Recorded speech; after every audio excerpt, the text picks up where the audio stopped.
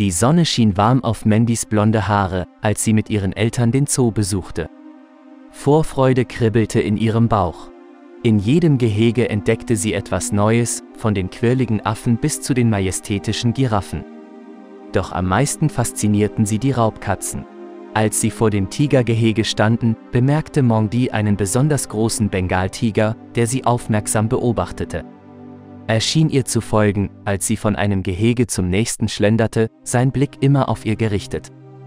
Ihre Eltern, abgelenkt von den vielen Eindrücken, merkten nicht, dass Mongdi immer weiter in Richtung des Tigergeheges wanderte, bis sie schließlich vor der Glasscheibe stand, die sie von der majestätischen Kreatur trennte. Der Tiger, der sich ihr nun ganz nahte, schien ihre Bewegungen zu spiegeln. Seine goldenen Augen fixierten sie, ohne Bedrohung auszustrahlen. Im Gegenteil, es schien, als wolle er mit ihr spielen. Mandys Eltern, besorgt, weil sie ihre Tochter nicht mehr finden konnten, machten sich auf die Suche.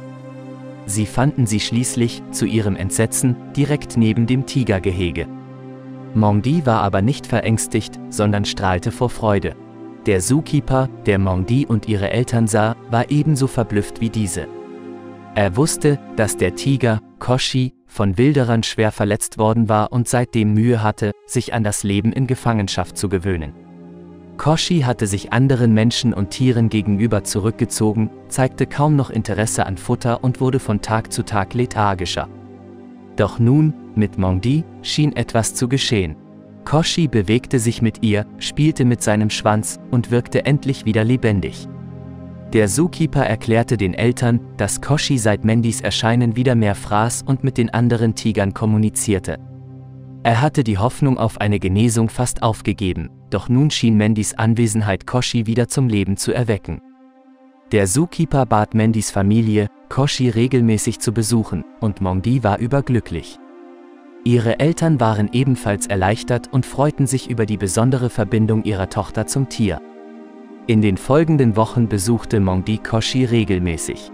Sie spielte mit ihm durch die Scheibe, erzählte ihm Geschichten und er schien ihr zuzuhören. Mit der Zeit wurde Koshi aktiver, sein Fell glänzte wieder und er interagierte mehr mit anderen Besuchern. Mandys Freude über Koshis Genesung wuchs von Tag zu Tag. Sie erkannte, wie wichtig ihre Besuche für ihn waren und wie viel Freude sie ihm brachten. Die Erfahrung im Zoo festigte in Mongdi den Wunsch, sich um Tiere zu kümmern und sie zu schützen. Eines Tages, als sie Koshi verließ, sagte sie zu ihren Eltern: „Wenn ich groß bin, werde ich Tierpflegerin." Ihre Eltern lächelten. Sie wussten, dass dieser Traum für Mongdi durch Koshi Wirklichkeit werden könnte.